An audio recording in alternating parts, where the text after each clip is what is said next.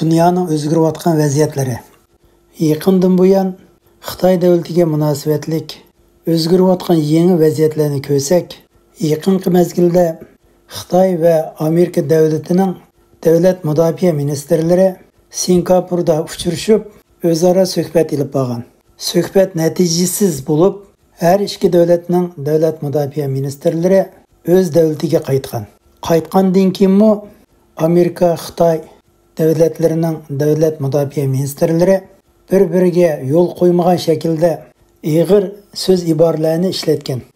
Mana shu mezgilga ulgatib, Yevropa parlamenti Xitoy davlatining keyindan kelib, kaltak bilan birni sog'an.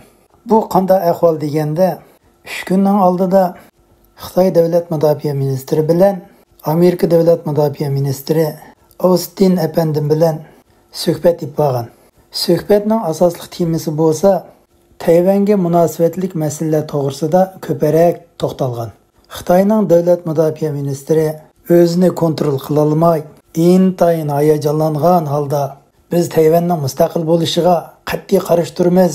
Hattoki bu masalada urush qilishdanmi yanmaymiz degandek so'z iboralarni ishlatib, o'zining bir muttaham ekanligini ifodalab chiqibdi. Amerikaning davlat mudofaa ministri Austin Efendim suhbatni tugatib qaytib, Yaponiya va Janubiy Koreya hukumat arboblari bilan uchrashib, o'z davlatiga qaytibdi. Amerika davlatining davlat mudofaa ministri suhbat jarayonida qilgan so'zi bo'lsa, Amerika hukumati Tayvanning hozirgi holatini saqlab qolishda va uni qo'g'dab qilishda to'liq iqtidorga ega deb ifoda bildiribdi. Kuzatuvchilarning deyishicha, qaramoqqa Austin Efendim Xitoy hukumatiga siliq yumshoq gapirgandek ko'ringan bilan, amaliyotda Austin Efendimning qilgan bu so'zi Xitoy hukumatining jon tomiriga tegagan so'zgan. Nima uchun Tayvan bo'g'izida bunday jiddiychilik vaziyat kundan kunga keskinlashib kuchaydi deganda, hozirgi Xitoy hukumatining boshlig'i Xi Jinping Tayvanni Xitoy davlatiga qo'shib olmoqchi. Sababi Tayvan mustaqillikni e'lon qilmay turib, mustaqil bir davlatga aylanib ketayotganligini ko'rib turgan Xi Jinping buningga bardoshlik bermagan gap.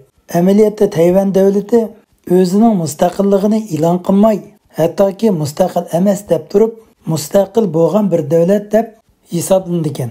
Bunda aytganda, Tayvanning prezidentlik organ hukumati bor, qonun chiqarish oliy sud markazi bor, davlat mudofaa armiyasi bor, muntazam armiya. Ochiq qilib aytganda, mustaqil bir davlatning butun apparat organlari o'z funksiyasini ijro qilib kelayotgan bir davlat bo'lib qaraldi ekan. Ya'ni mustaqil bo'lmaymiz deb turib, mustaqil bo'lgan Tayvan. Mana shu sababdan Amerika hukumatining deydigini, biz Tayvanning hozirgi holatida mushundaq turishini qo'llaymiz hamda Tayvanning bexatarligini qat'iy qo'g'daymiz, hozirgi holatini saqlaymiz deydi ekan. Amerika hukumatining Tayvanning hozirgi holatini saqlab qolamiz degan gapning o'zi Tayvanning mustaqil bo'lmay turib, mustaqil bo'lib ketgan holatini qo'g'dash deyildi ekan. Bunda aytganda, Amerikaliklarning bir masala ustida yurgizgan tafakkuri va ideologiyasi bo'lsa, quruq so'z emas, amaliy natija. Amaliy natijani chin tutish. Shunga bu qitim Amerika davlat mudofaa ministrining suhbat jarayonida qilgan so'zi bo'lsa, Xitoy davlati va Tayvan o'rtasidagi vaziyatni texmo jiddiylashtirib o'tgan.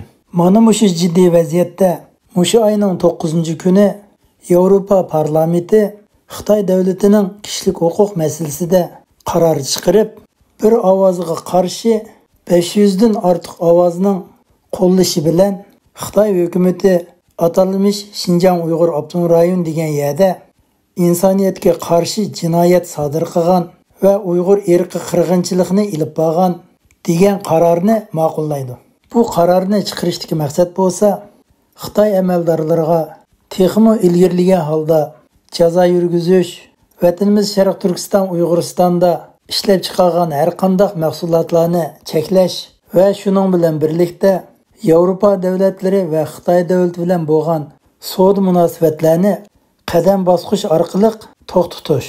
Yevropa davlatlari Xitoy bilan bo'lgan savdo munosabatini to'xtatishning o'zi Xitoy davlatining iqtisodiy jihatda hayot mamotligiga taqishib qoldigan bir muhim ish ekan.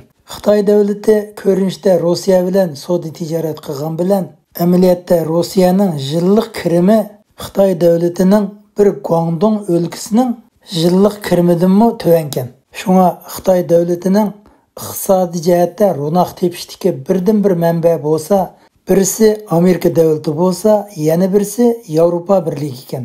Xitoyning asosli tashqi pirot manbasi Amerika davlati va Yevropa davlatlaridan keladi ekan.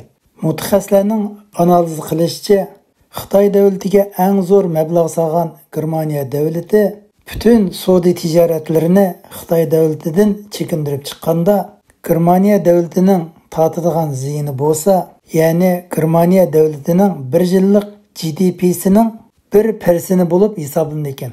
Kuzatuvchilarning deyishicha, Yevropa parlamentining 500 dan ortiq parlament a'zolari atalmış Şinjan'da insoniyatga qarshi jinoyat va Uyg'ur irqi qirg'inchilik jinoyati sodir bo'lyotidi degan qarorni chiqarishda zo'r ovozdan qo'llashining o'zilam Yevropadagi har qaysi davlatlarda texi insonlarga e'lon qilmagan Xitoy hukumatining Uyg'urlar ustida ilib borgan insoniyat qabul qilolmaydigan qabih jinoyat isbotlari bor deb qaraldi ekan.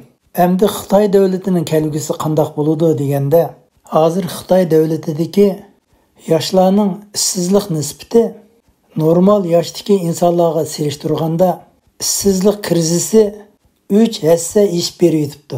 Ya'ni Xitoy davlatidagi yoshlarning ishsizlik nisbati 75% ga yetibdi.